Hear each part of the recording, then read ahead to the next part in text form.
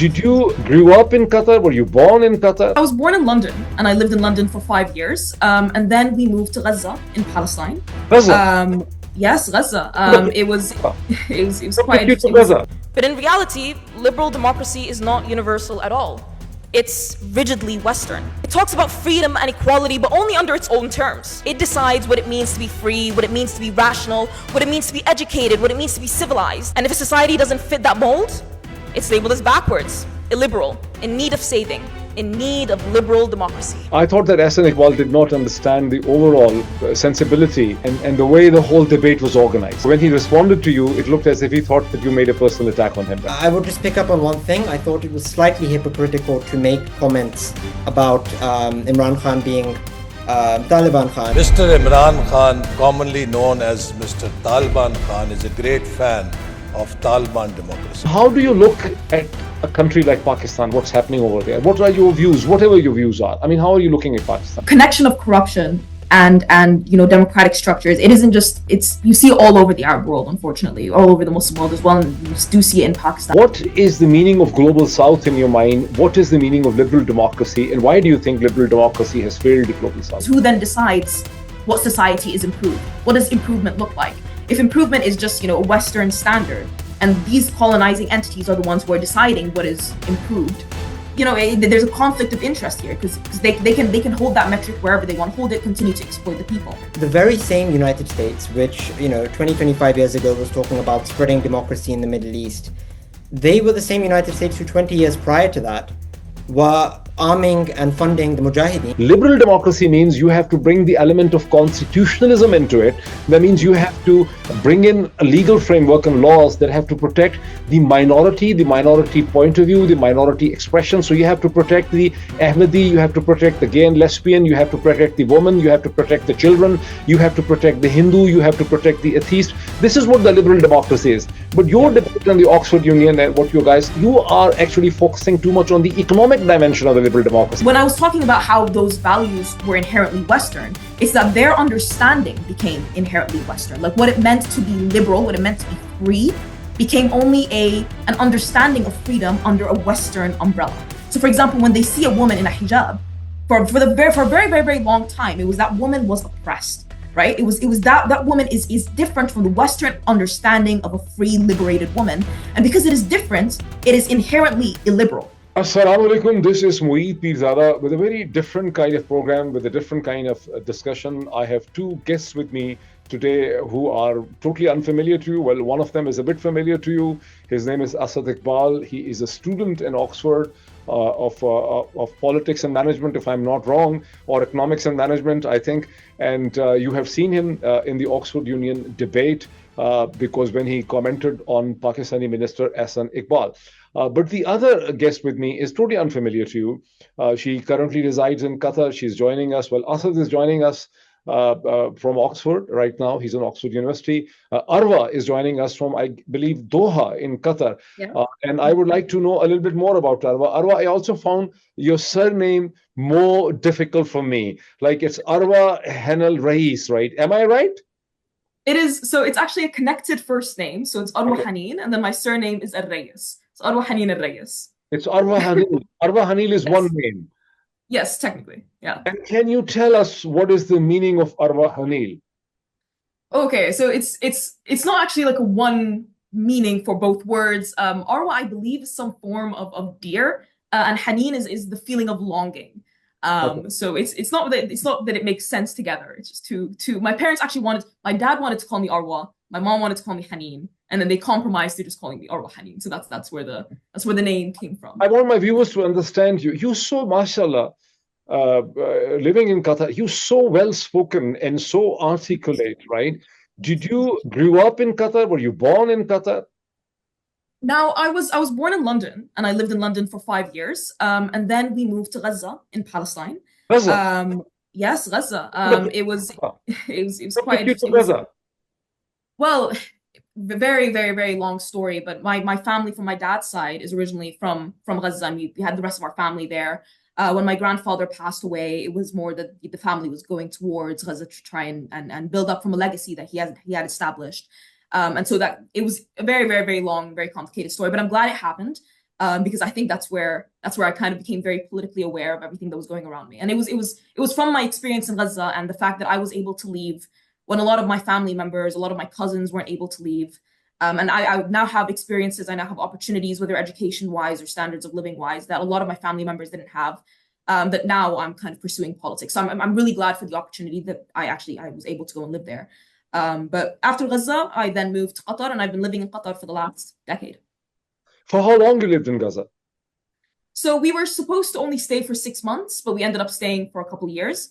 But it was a real experience. It was definitely worth it, to be honest. How Seeing old? living, How? I'm very intrigued. How old were you when you left Gaza? I think I might have been 7.5. So between the ages of like 5 and 7, I was in Gaza. So I do remember quite a bit of it. And I think that's what You, why the topic of my liberal my democracy. my my understanding is you're studying PPE, which is politics, philosophy, and economics in Oxford. Yeah, absolutely. And my desire to study politics came from my experience in Gaza. The fact that again I was able to leave when so many of my cousins weren't able to leave. It felt like I was given an opportunity when a lot of people weren't able to and didn't have those opportunities. And it was like, what can I do to kind of give back? And I was kind of drawn to politics, that perhaps I could do something or make some kind of difference through getting involved in the political sphere. But what intrigued me on was this that you mentioned earlier as well. Now you have said for the second time that how Gaza gave you a certain political consciousness, and you were very young when you left Gaza, only 7 years of age. But Gaza, living there, gave you a political consciousness that has stayed with you, and ultimately it has brought to Oxford. Or towards a politics and philosophy degree. I mean, that shapes your political consciousness. But after Gaza, you also lived in Qatar, which is, for my prejudice and worldview, is a much more depoliticized place. So living in Qatar for the last 1 decade hasn't depoliticized you. No, not at all. I think there's a lot of misconceptions about living in the Gulf in general, or living in Qatar. Even living in Gaza. I mean, when I went to the UK and I told people that I had lived in Gaza and I had lived in Qatar, I was immediately met with like a lot of stereotypes that were, frankly untrue. Qatar was probably the political compass was kind of it started to be established in Gaza, and my political awareness, but it was really kind of it was allowed to grow in Qatar. I had so many different opportunities, whether that be in with Al Jazeera or even in my school debating competitions, where you could openly talk about these things. It was not all something that was suppressed. And in fact, it gave me the environment to kind of explore a lot of these thoughts a lot more deeply. And I wouldn't say at all that it had suppressed me. If anything, it gave me a lot more opportunities. I don't think I would have had half the opportunities I had had if I hadn't lived in Qatar for the last decade. I don't think I would have made it to Oxford if I hadn't lived in Qatar for the last decade. Very, very interesting. I spent a week in Doha, in 2019, and I was much impressed by the society. I thought that Doha was a different city from almost every other Middle Eastern city I had visited. But Asad is sitting there lonely and sad listening to all of this. So let's actually go towards Asad a bit. Asad, what brought you to Oxford, and what is that political consciousness that actually made you so controversial when you are believed to be or supposed to be attacking S and Iqbal in the Oxford Union? What happened there? Well, I'll just start off by saying thank you, Dr. Pirzada, for having me participate in this discussion. And it's a great honor for me to be here on your show because I've been following it for the last few years in relation to affairs in Pakistan. And I think I view you as one of the few journalists in Pakistan who have both an uncorrupted moral conscience, but also a very high level of a very high intellectual bar, which makes your conversations and your programs very interesting. So You're a bit very about kind, myself. very generous. You're very kind and very generous. No, thank you. I'm speaking based from the heart, but I think about myself. So I'm Asad, and I'm an undergraduate student at Oxford. I'm reading economics and management. I've always grown up in the UK, and being here in the UK, I've had a tremendous level of respect for the strength of British institutions, and in the sense that with the rule of law, with everyone being equal before the law, with the fact that state power is limited, and I contrast that to Pakistan, and which is my country of heritage, and it's always kind of saddened me that the law in Pakistan is, it was famously described as just being the constitution is just a piece of paper with writing on it. And it's just a way of the powerful, weaponizing it to coerce the weak. And so I always had that in the back of my mind, that why is there such a disparity between the country in which I'm growing up and the country which is, my country of heritage. And the example, there's so many examples. There's the example of former Prime Minister Rishi Sunak. He was not spared for even a simple seatbelt law violation, which is unthinkable in Pakistan. I mean, the situation of lawlessness there is just appalling. And I've always I've cultivated my interest and my passion in politics, and I think coming to Oxford has been an amazing experience for that. Like Arwa, I've been on the Oxford Union Committee for the past 2 terms, and I think it's been an amazing environment to have difficult, contentious conversations about topics like Kashmir, like Taiwan, like Palestine. And I think the way in which Oxford cultivates these conversations in a free speech environment is something which you don't see in any other university, be that in European campuses, nor even in American campuses, despite them proudly declaring themselves as, the flag bearers of free speech. So I'm proud of that, and I think it's been a good environment for me to be able to gather my interest. And I think my interest in Pakistani politics is really that on a principled level. I think I look at the situation, and ultimately, both my religion teaches me that when you see something wrong in society, you should speak up about it. And I think the Oxford Union debate was one example where I was able to do that. But I've constantly sought to have these conversations with my peers at Oxford about the situation in Pakistan. And it's always pleasing to see that, there's like-minded individuals having these conversations. And I think the political awareness in my generation, not just about Pakistan, but about the issues of the Muslim world, is growing. And that's something for me which is very pleasing. So, Asad, very interesting listening to you. So, just a few words about Ahsan Iqbal. I thought that Ahsan Iqbal did not understand the overall sensibility and the way the whole debate was organized. So when he responded to you, it looked as if he thought that you made a personal attack on him, right? But when I watched all debates, I thought that this was part of the ritual, the way the whole debate was conducted. What do you think of it? Well, I think I've been attending Oxford Union debates every single week, actually, this term, and I've attended many of them last year as well. And it is a tradition within the debate to introduce the speakers on the opposite side of the House, and to do so, with a touch of British sarcasm. So I Right. don't think there's anything unprecedented or anything unexpected in my introduction. I would say that I realize that in Pakistan it took off quite a bit, but I think it's quite a natural part of these sorts of debates. In relation to how Ahsan Iqbal responded, I mean, he absolutely has a right to, use his 10 minutes as he chooses, but I would just pick up on one thing. I thought it was slightly hypocritical to make comments about Imran Khan being Taliban Khan, whereas in his own country, they label him as a as a Zionist agent. So I think that hypocrisy was on display. But I think what people need to realize is when they come to the Oxford Union, the audience is not going to be stupid. They have a very strong political acumen and political awareness, and I think they understand exactly how things operate in in these developing countries, and Hmm. the duality of these politicians. Very well, very well. So coming back to you, and first of all, I mean, both of you have spoken. I have introduced you. Now, feel free to interrupt each other. I mean, when I used to do my television programs with two or three people, I used to tell them that once a person has spoken, you should feel free to interject, to interrupt, I mean, and you don't really have to wait for me to ask you a question. For instance, if Asad is speaking, you can jump in. If Arwa is speaking, Asad, feel free to basically jump in and say that you want to add something, or you want to accept or reject that thing.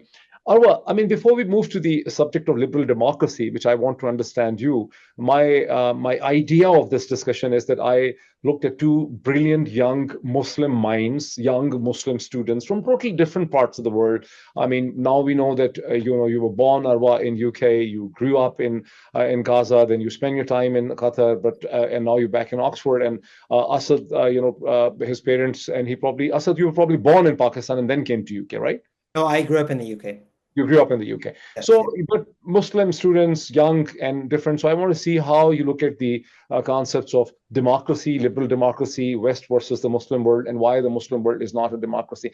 But before we move to that relatively complex thing, Arwa, you come from a very painful political consciousness being a Palestinian.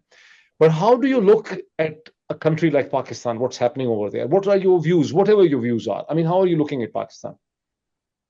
Now, to be honest, I'm not as educated on Pakistan as I would have liked to be. But I think the connection of corruption and democratic structures, it isn't just, you see it all over the Arab world, unfortunately, all over the Muslim world as well, and you do see it in Pakistan. It is unfortunately, now each country is very different as to why that corruption comes about. But to be honest, I don't know too much about Pakistani politics to give you a completely in-depth answer. Sorry, I really don't. I don't know too much. So basically, you only are aware to the extent that Pakistani politics is connected with corruption. So let's come to the concept of the liberal democracy. You don't have to take the positions which necessarily took in the Oxford debate, because that was for and against. I want you to understand what you think of it. So, Arwa, you took a position that the liberal democracy has failed the global South. What is the meaning of global South in your mind? What is the meaning of liberal democracy? And why do you think liberal democracy has failed the global South? Now, so when you actually look at global South and what it tends to mean, it's not so much a political structure as much as it is like described as an economic kind of developmental state, right? So when you look at Singapore, or you look even like Qatar or the rest of it, they wouldn't be considered part of the global South as much as, other countries who are lesser economically developed. So when people say global South, it's usually referring to a state of like economic development rather than kind of political development. Now, when it comes to liberal democracy and its connection to the global South, there's two ways you can really look at this. There's the historical connection of liberal democracy and what it came to be, how it emerged and its connection to the global South. And then there's the more modern outlook, which is more of like one of, the hypocrisy of liberal democracy. I'll very briefly go through just the historical element, because I do think it is very relevant to how societies look and the world looks today.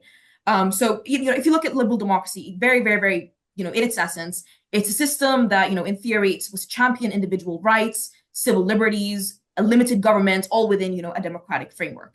So you might ask, how are these universal values, how could they ever lead to situations of colonialism or imperialism or, oppressive social structures?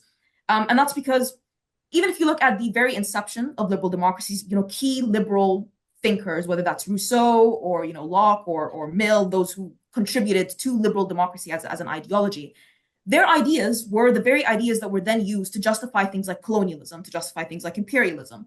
And, how was this done? It's because these, universal values, they're not very universal. They're seen in a Western lens. So just as an example, Mill, who was one of the key thinkers of liberalism, he said that, societies could embrace liberal values, except those societies that are seen as, backwards, or societies that are in their knowledge. And in these societies, he was okay with the idea of a despotic government or some kind of authoritarian government taking control and to improve that society until that society could then embrace liberal values.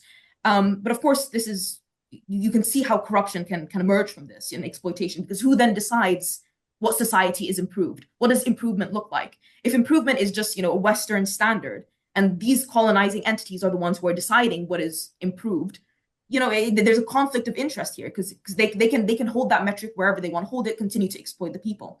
And so liberalism as a historical ideology was used to justify things like colonialism. Even Arthur Balfour, when he was thinking about the intervention in Egypt, he paints the Egyptian people as people who are incapable of self-governance. So whereas in the West... Sorry, who wanted to intervene in Egypt? Arthur Balfour. The author of the Balfour Declaration as well. So to justify the intervention in Egypt, he said, Western nations, as soon as they emerge in history, they show the beginnings of, the capacity for self-government. Whereas if you look at the whole history of the Orientals, they never showed a capacity for self-government.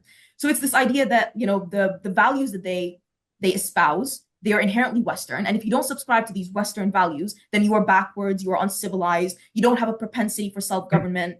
And therefore, Western values need to be you need to be molded into these Western values, and you need to be, occupied. We need to have intervention, and it's justified. It's seen as they are doing you some kind of favor. And what ends up happening is you end up seeing the world in an incorrect way. You end up looking at the global South at different races, at different ethnicities as inherently backwards. And I experienced this myself because I lived in Gaza and I lived in Qatar. Asad, come into it. Asad, do you also feel that the liberal democratic values are essentially Western? They're alien to the Eastern societies, to Muslim societies. Sure. So I wanted to start off by addressing a little bit of what Arwa said about that, and then also addressing what your question about whether they are inherently Western or not. So there is an argument that liberal democracy has been weaponized, as a tool of oppression, justifying invasions in Afghanistan and trying to forcibly impose Western values upon them. And I would certainly agree that whilst the West has kind of used their ideology in this manner, we shouldn't blame the tools, but we should blame those who wield them. And there's two kind of reasons I have for that. So the first reason is the very same United States, which 20, 25 years ago was talking about spreading democracy in the Middle East. They were the same United States who 20 years prior to that were arming and funding the Mujahideen, who are of a completely different political background and ideology.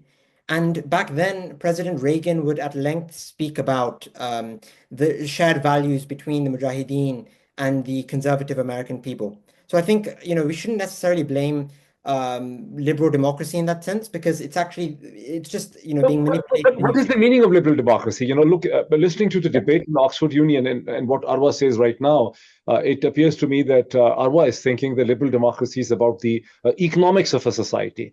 And your speech also created the impression. What is liberal democracy to you?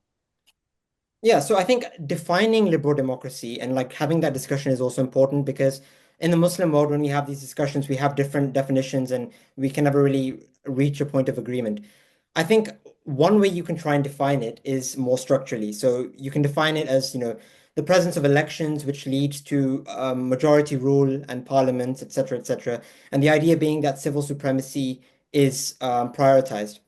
But my disagreement with that would be that you need to consider the values as well of democracy. And the values that I want to focus on are rule of law. I think the values are space for political dissent, a free press. All of these are values which are important to the discussion for two reasons. Firstly, because without them, you cannot have a democracy. And secondly, I think when we're talking about the Muslim world, these values are very much shared within our culture, within our history. And I think that's the point I was really wanting to get at, which is, in the Muslim world and in the global South, liberal democracy is viewed as a foreign concept that's trying to be imposed onto us. I'm very interested in it. Hold on to it. You see, for instance, there are a number of things which I have a disagreement with. You said liberal democracy was used to attack Afghanistan. No, Afghanistan was attacked because they thought that they were under attack from Afghanistan. Al-Qaeda was sitting over there.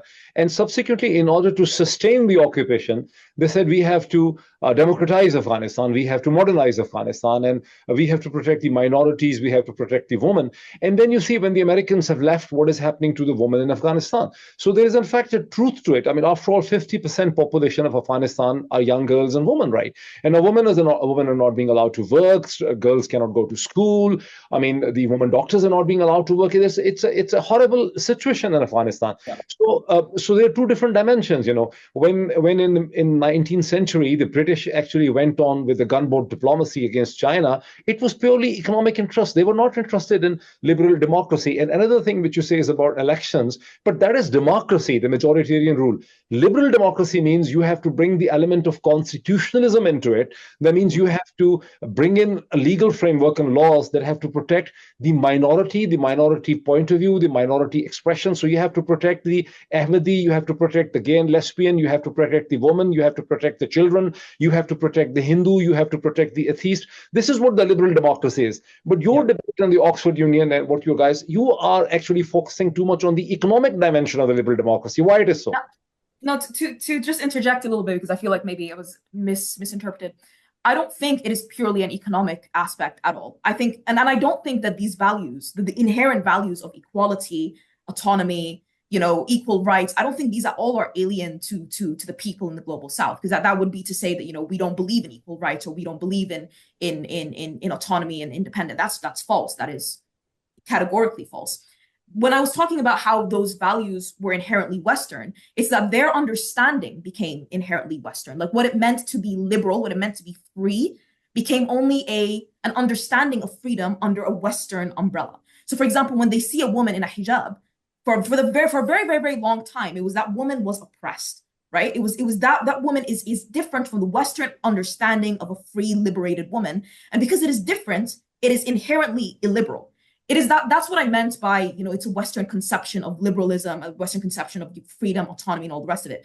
And when it comes to Afghanistan, now, of course, I'm not as educated on this as I would like to be either, but when it comes to Afghanistan, it was, from my understanding, the Afghani people saw the intervention of the Americans as not actually targeting the root cause of the issues. It was more that same, we see something different in society, in Afghani society, and we don't understand that these are just their ways of life, some values that they hold very dear to them, whether that be, some of their religious convictions. We lump all of these things, the good, the bad, all of these values, even the ones that are, very justifiably, they are held very dear to the Afghani people. We will lump them all as backwards, barbaric, illiberal, and they all need to be eliminated. And when the Afghani people started to see that kind of intervention on their daily lives and their daily values and their religious convictions, even the ones they hold very that are not oppressive, when they started seeing that interjection in their heads, now they're just thinking, okay, the Americans, this is more of a kind of imposition on our way of life rather than a liberation of us as people. There is a very clear picture of what they want our society to look like, and it's a very Western idea, and that means the eradication of a lot of the values that we hold very dear to ourselves. So it wasn't just that, I have not been able to convince myself, I have not been able to find a convincing explanation as to what were the real objectives of American power to be staying in Afghanistan for 20 long years. The rationale behind the invasion of Afghanistan, and I just wanted to clarify that, when I mentioned that democracy had been used as an excuse to invade Afghanistan, what I really meant is that, that is an argument that is made. But democracy was not the excuse. Osama bin Laden and 9/11 was the excuse.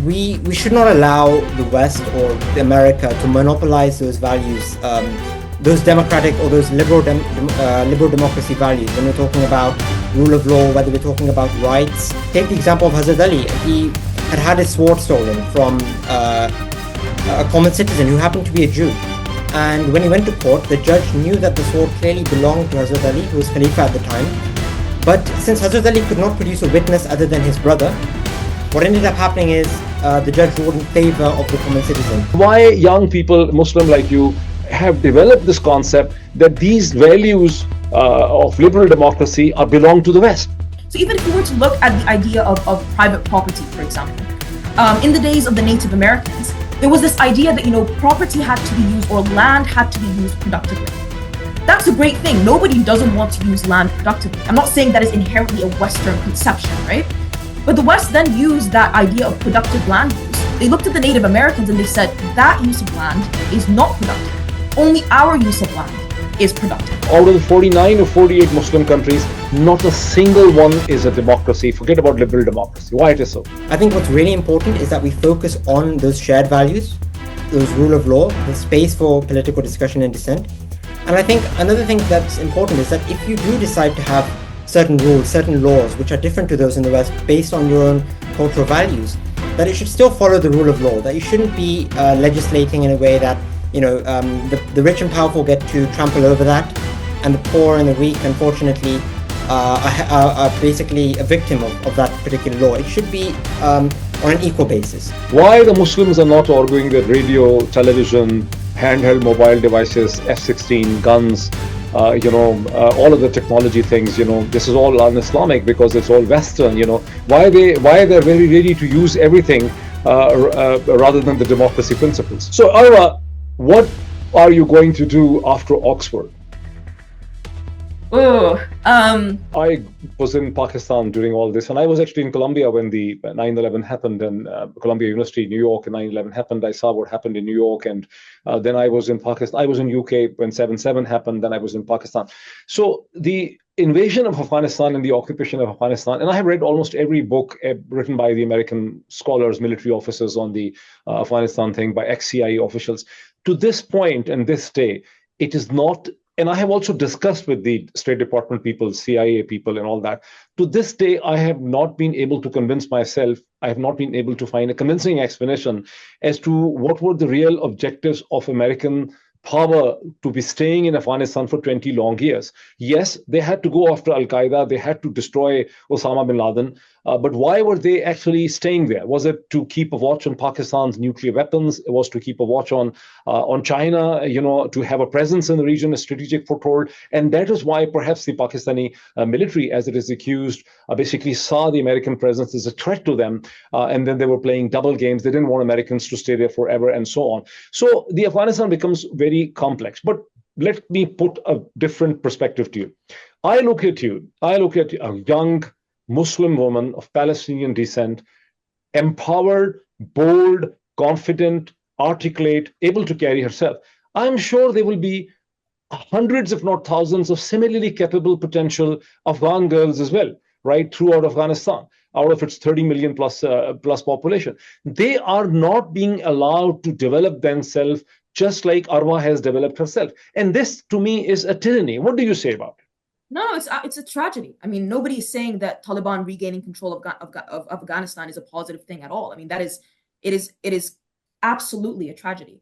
But I do not think the way that the Americans approach, I don't think anybody who actually looks into the situation will come out of it with the opinion that the ways that the Americans approached it was a way that was favorable to the Afghani people. I mean, if the very removal of the United States after 20 long years, you were saying yourself, what were they doing there for 20 long years? If the very removal of the American intervention led to the crumbling of literally everything that they had established, then clearly what they were doing, or the institutions that they were trying to build up, clearly it didn't work. So, we can kind of So what go options into they had? What options they had? They built institutions, they brought jirga, they brought elections, they took the woman to school, college, university, but they couldn't sustain it. So what options they had? What should they have done to help the woman?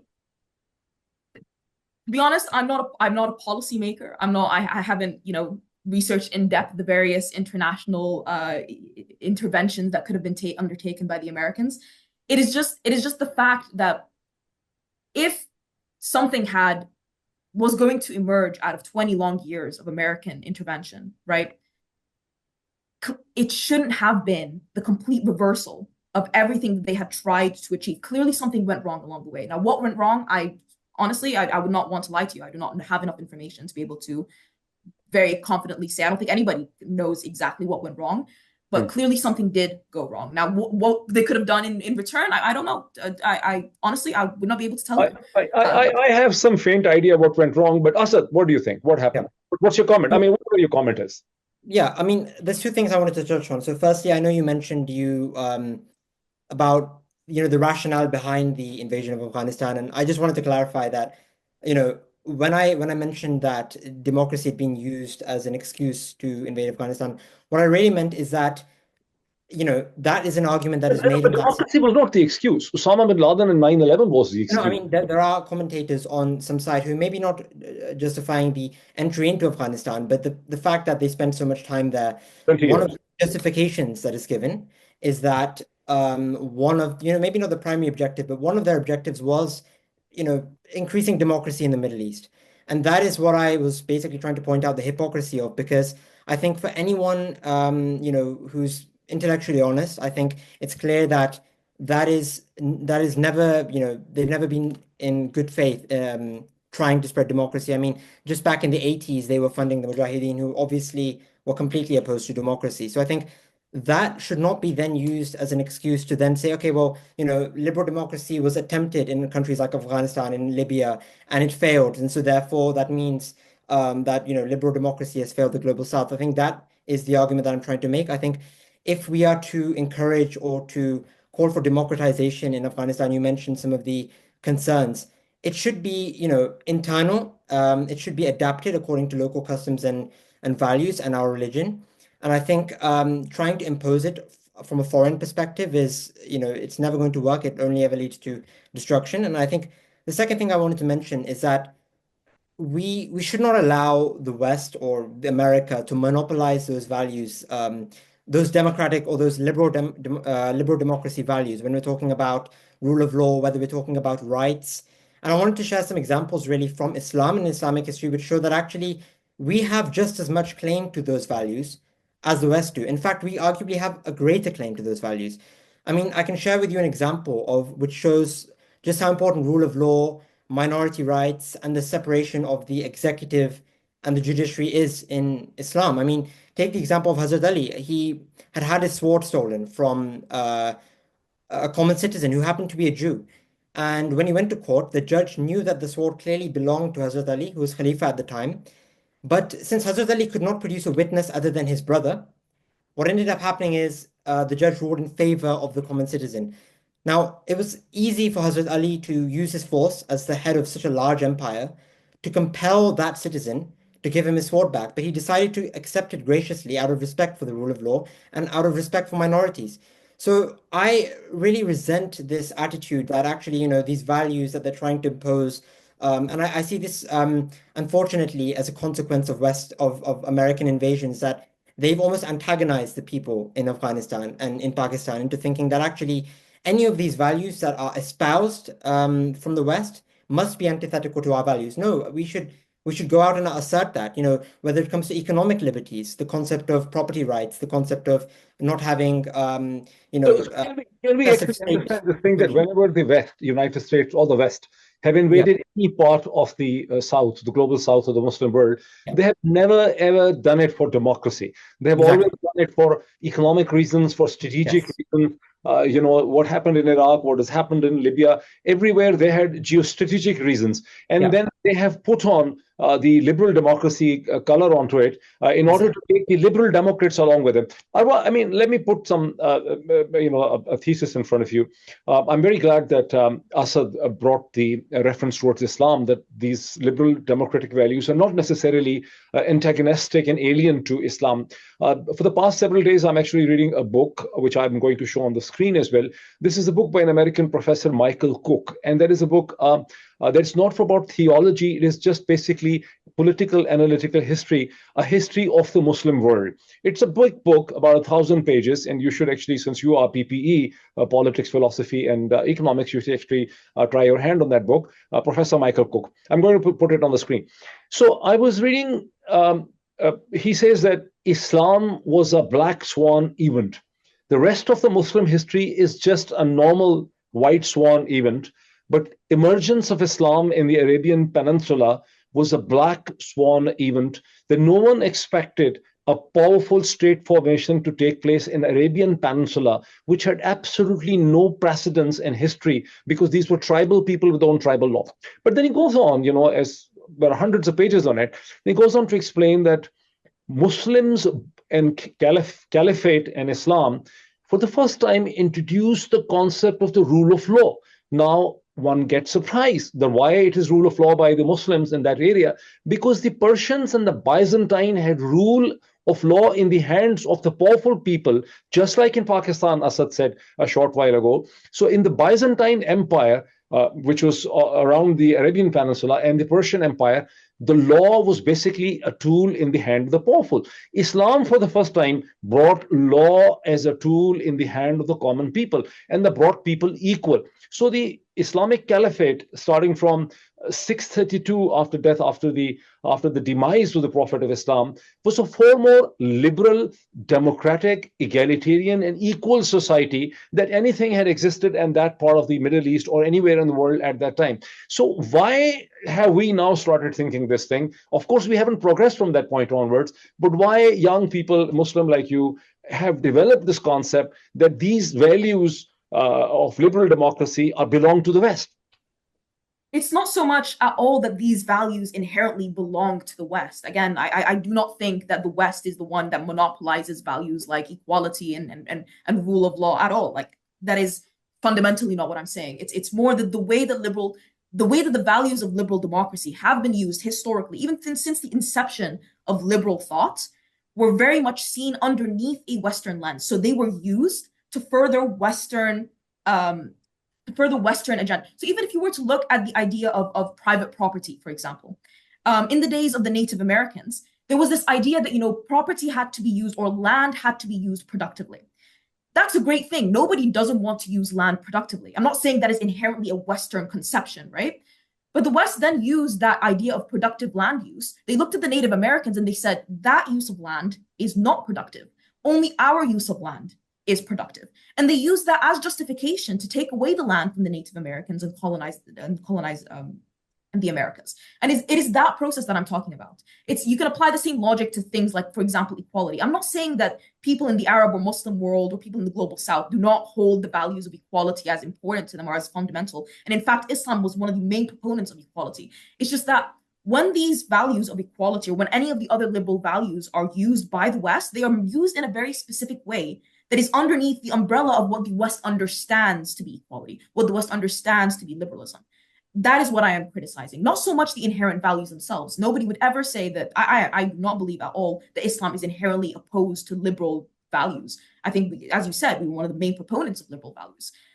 So yeah, as I was saying, it was just a connection. Islam is not inherently opposed to the liberal values, as we can see that the first caliphate, the Khilafat-e-Rashida, between 631 to 661, was one of the most democratic, egalitarian, equal, rule of law based society in an area where none of that existed even before. So why the whole Muslim world is now convinced that Islam and democracy are not compatible with each other? Out of the 49 or 48 Muslim countries, not a single one is a democracy. Forget about liberal democracy. Why it is so? I don't think it's because the people don't believe that Islam is compatible with democracy. I think it is because the way that, unfortunately, the result of centuries of colonial practices have meant that the institutions that we have are just not there enough to support the blossoming of democracy. You can look at the consequences of the Arab Spring, for example. Is that not a surefire signal that the people wanted a democratic process? It was unfortunately stifled, and that is the issue. I don't think at all the people in the global South or the people in the Arab world think that democracy and cannot be compatible with their way of life at all. I think that there have just been fundamental obstacles that many of them are the remnants of colonialism, and many of them are the remnants of even foreign intervention. I mean, a lot of the democratic processes that should have emerged after the Arab Spring didn't emerge because of foreign intervention. I don't think it's the people that are opposed to democracy or the youth or any of that. Asad. Yeah, I think there's three reasons I can think of why you have a situation. I mean, I can speak for Pakistan. I think in a lot of segments of Pakistani society, the concept of liberal democracy and its values are seen entirely antithetical to Islam. I think the first reason I would describe is, as I mentioned, with all these foreign interventions, with colonialism, and with the rhetoric that you get from the West that, we are here and we are going to bestow our liberal democratic values upon these people. I think what that does is antagonizes the people in those countries into thinking that actually these are foreign values and these are, we should repel them, when it actually isn't the case. And so I almost think it's a little bit sinister when you see this sort of rhetoric, because it's almost trying to discourage any democratization in these countries by antagonizing them. I think the second thing I want to point to, and I sort of alluded to this in my debate, but I didn't really get the time to expand on it, is economic interests. I think, ultimately at the end of the day, whenever you have a democratization in a country, whenever you have a decentralization of power and resources, the concept of resource allocations no longer becomes a decision of a singular head of state. And I think, especially in countries like Pakistan, where you have these entrenched economic interests, you have mafias in various different sectors, for them, any democratization would lead to, potentially that country going through a massive period of economic development and finding its competitive edge and leading to, economic upheaval that actually benefits the country but might damage their own interests. So they're always going to be opposed to it. And unfortunately, if it means creating political rhetoric that shows that democracy is a foreign concept to protect their own interests, then that is unfortunately what ends up happening. And I think the final thing is that in the Islamic world, the kind of conversations that we have is that, back in the Abbasid era, we had this concept of ijtihad. We were intellectually curious. We would seek ideas. So have you followed the debate between the Mu'tazila and the Ash'ari? So again, I'm not too well read on that specifically. The rationalist and the literalist between 9th and 10th centuries. The rationalist, the Mu'tazila, believed that, you can have a rational interpretation of Quran and Sunnah as per the changing times, and Islam is a philosophy and a way of life and a way of governance for all times to come. Whereas the Ash'ariya, actually, which were the literalists, believe that you have to do a literal translation. You can't really interpret the word of Quran. You have to follow the literal meaning of the word.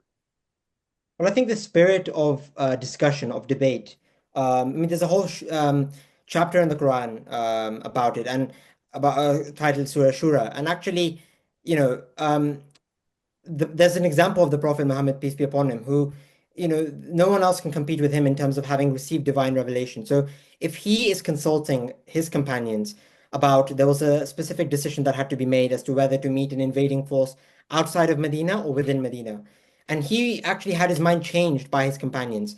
So if he is having his mind changed, then why is it that we have that we view everything in such a monolithic frame where there is a literal translation? That there has to be discussion about all of these things, and I think that narrow frame of thinking, that conservative frame of thinking, is why we now in the world have become so inward looking. And I think there's nothing wrong with retaining your own red lines, your own values in your culture, and looking at your shared values. For example, if we share the concept of rule of law with the UK, then there's nothing wrong with looking at the UK and saying, how have they built a strong justice system based on that principle, and learning from it and implementing it, which I think is one of the things that Imran Khan has tried to follow, that sort of principle. So, Yeah. Arwa, uh, uh, I have this feeling that both of you, especially you, look toward the West as a monolith. So when you say West, you look at all of UK, all of West is just one thing. And you're not looking at the difference that there are liberal Democrats in the West. They actually believe in liberal democracy, and there are people who want to use the weapon of the liberal democracy, and they who also do not believe. For instance, the followers of the Trump camp do not necessarily believe in the liberal democracy in the same way and the rest of the Americans believe. So when you say West, you're making West into a monolith. No, I agree with you there. It is important always to make those kind of nuanced distinctions. But when I am referring to liberal democracies as a whole, it is more or less a kind of like legacy, and it's what they refer to themselves as well. It's when you search up, or the United States also does refer to itself as a liberal democracy, or the United Kingdom refers to itself as a liberal democracy. It's more a title. It's optically relevant more than it is a definition. It's more of like a picture they present to the rest of the world. And I think that's why a lot of the Arab world, a lot of the global South and the Muslim world become disillusioned with the idea of liberal democracy. It's not because they are against. If you were to sit them down and explain what liberal democracy is actually supposed to stand for, nobody would be against principles of freedom and equality, right? It is more what it has begun to represent, and I think that is the issue. It is what liberal democracy now kind of appears to. But there is a problem. But there is a problem, Arwa. You just heard Assad. He says there are elite camps who do not want democracy because democracy will bring rule of law, it will bring equality, it will bring transparency, and they have a very solid control on the economic resources. If there is more transparency about the economic distribution, then Pakistan is 250 million people, and there are probably a few hundred or a few thousand people that control the resources of Pakistan. If there is genuine democracy in Pakistan, the rest of the younger people would also like to have a share. There is transparency, there is rule of law, so the ruling elite will be challenged. So the ruling elite then actually brings all kind of concepts. It makes an alliance with the Muslim ulama and the scholars to basically say that look, democracy is not Islamic in character. Also, they have another problem. You see, now you have ultra conservative men in Muslim societies who actually think that women are not equal to them. They want to have more wives than the time. They also want to look down upon the wife. They think that the woman's place is in the kitchen. She should get married, have babies and children. So all these kind of ideas then clash against the liberal democracy. Yeah, but those ideas are, if we're saying that these ideas stem from Islam, they are inherently un-Islamic. The idea that there isn't equality between. I'm saying that. I'm saying I think elite interpretation in their own favor. No, of course, I would not disagree that there is intervention, especially from the elite. I think this is a characteristic of all different areas where democracy was attempted to be established and ultimately was not established, or there's been shortcomings in the democratic process, has been because of the intervention of corrupt elites. That is I don't think I at all would disagree with that position. No, I agree with that 100%. Asad. Yeah, I would just add to that. I think this is another difficult dimension to the discussion, because obviously I think throughout this discussion we've talked about the shared values between Islam and democracy. But inevitably, there will be some values that might not be the same as quote unquote Western values, and I think we have to approach it in the sense that, okay, let's not try and apply a secularized or Western form of democracy in our country and as a whole, because what ends up happening is you alienate those large groups of people who do have those views. But I think what's really important is that we focus on those shared values, those rule of law, the space for political discussion and dissent.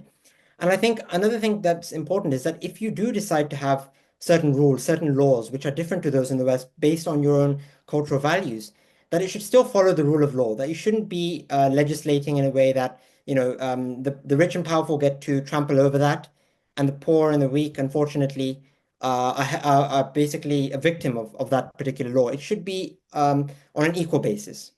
So let me throw a difficult question to both of you. You're Oxford students. Why the Muslims are not arguing that radio, television, handheld mobile devices, F-16 guns, all of the technology things, this is all un-Islamic because it's all Western. Why they're very ready to use everything rather than the democracy principles. Arwa. No, Afghans are not saying this thing that we're not going to use the American weapons. The Afghan Taliban are not saying that we're not going to use the Russian weapons or the American weapons or the night vision goggles, but the idea is. I don't think that's a fair question. I think when it comes to, again, it's not that people are inherently against. Like if you were to sit people down and deconstruct what liberal democratic values are, you'd be very hard pressed to find anyone who is against those values. It is simply what those liberal democracy as a package, what it has come to mean to the global South. It has come to mean a system of hypocrisy, has come to mean a system of, values for some and rights for some, but not for others. I don't think it is that, we see the values of liberal democracy as inherently Western. I've said this before. I think that they can be applied to all sorts of people. I think it's just a package, again, of liberal democracy has it's lost. A lot of people have become disillusioned with the idea of liberal democracy because they see how it's actually played out.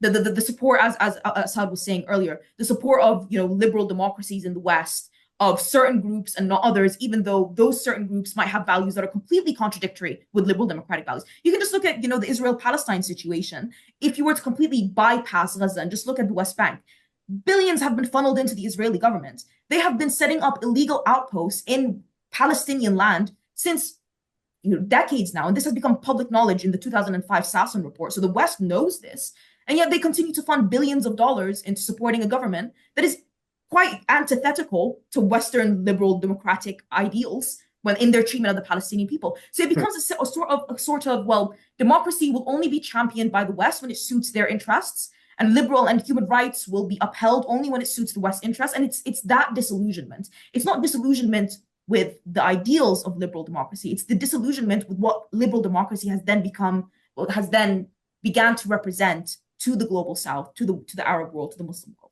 Okay, winding up, this is a very interesting debate, but again, actually. So, Arwa, what are you going to do after Oxford? Honestly, I probably look for some kind of opportunity in British government, British policy making. The goal would be to make it to so you're not going back to the Muslim world? I think there's a lot more bridging that can be done between the Muslim world and the Western world. I think there is not enough voices like people who have experienced Gaza firsthand, for example, right, but still have the connections to London and to the UK, and who can say the experience firsthand. Because a lot of my experiences of the UK have been like that. I have been talking to people about Palestine, and they'll tell me, "Well, you don't know because you were never there. Why do you speak about these things as if you know what's happened there?" And that's when you can look at them in the eye and say, "No, actually, I've lived that. I've experienced that. I've seen the double standards. I've seen the hypocrisy firsthand." And I think that having that perspective, being able to voice that perspective, knowing that you've experienced it firsthand in a place in the UK where you've got the proper institutions established, I think that can make a much bigger difference than being submerged back into the world that I currently am in. I think there's a lot more work to do to bridge these two worlds together, and I hope that a voice like mine can be part of that bridging process. I'm sure. I wish you all the best in this future. Asad, what about you? Well, I would say that, undoubtedly politics is an interest of mine, and I think as it should be for everyone in our generation. And I reject this mindset with some people who they proudly declare themselves as apolitical or politically neutral. I think that in itself is a political choice. But, That being said, for the Muslims generally, it's important that we kind of enter a diverse range of fields because for any society or community to develop, you basically need, all of the organs to function. And so, as a student of economics and management, I'm interested in finance and business, and in particular in investment banking. And I'm hoping that can give me a strong skill set, and I can also pursue my passion of business and facilitating these large transactions during that time. And but what I will say definitely is that we do need a mindset shift as Muslims, which is firstly that we need to be pursuing excellence constantly, and I think we do. But in certain areas, I think I've been incredibly pleased to see the Muslim community in Oxford very ambitious and always pursuing excellence. But the second dimension we need to add is that we need to constantly be thinking about our society and attaching a purpose to what we do, whichever field we're in, outside of the self. Yeah, And actually, I wanna just yeah. yeah, sorry. No, go ahead. No, Go finish. ahead. I just wanted to. This is touched on something I feel very passionate about. I'm not sure how it is in Pakistan or in that area of the world, but especially in my in the Arab world and where I've been raised, subjects like the humanities, like politics, like philosophy, like these humanity subjects are very much looked down upon. In my father's days, when you went through 100%. yeah, So and that's why do you think so? Why the Muslims are more interested in studying IT, medicine, engineering, technology, and not the philosophical subjects? Like why? I think I honestly I could not tell you. I grapple with this myself. I think it's probably a reflection of what careers were seen as higher paying, what careers were seen as more prestigious. To be a doctor was more prestigious than to be someone who sits down and thinks all the time. But the issue with that is that we end up putting so in my father's days you would graduate from secondary high from sixth form from secondary school with a grade, and that grade would then tell you what to study in further education. The higher the grades you took, the more likely you were to study law and not law, sorry, be a doctor, engineer, all the rest of it. Those who got really low grades, those were the ones who then went and studied religious studies, politics, economics. So what you end up having is the very foundations of society, which are built on things like economics, like politics, and in the Muslim world, religious, religious fundamentals. These get taken up by people who, they're not the brightest of the bunch. There's a fundamental mismatch of talents when it comes to the humanities, and I really hope that through seeing more people from a Muslim background engaging in things like politics, engaging in things like economics, things like philosophy, all the rest of it, that can start to change the mentality there. Because I really think that's what's lacking in the Muslim If I world could today. just make one more comment on that, actually. Yes. When I was reading a book Let me add an additional question to that because of your background from Pakistan.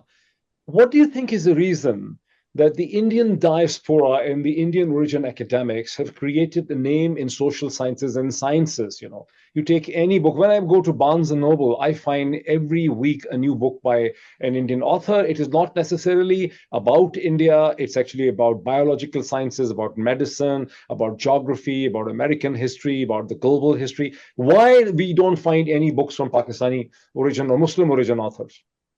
Exactly, and I was actually just about to allude to that I was reading a book about the decline of the Muslim world, really beginning when the debate, as you mentioned, between the conservatives and the rationalists, the conservatives ended up triumphing. And really what happened is the brightest minds, as Ara mentioned, in the Muslim world, systematically over the last few hundred years, have been going into other endeavors. If it's in the Islamic world, they'll go into Sufism. If it's in other endeavors, they might go into medicine or in IT, for example, as you mentioned.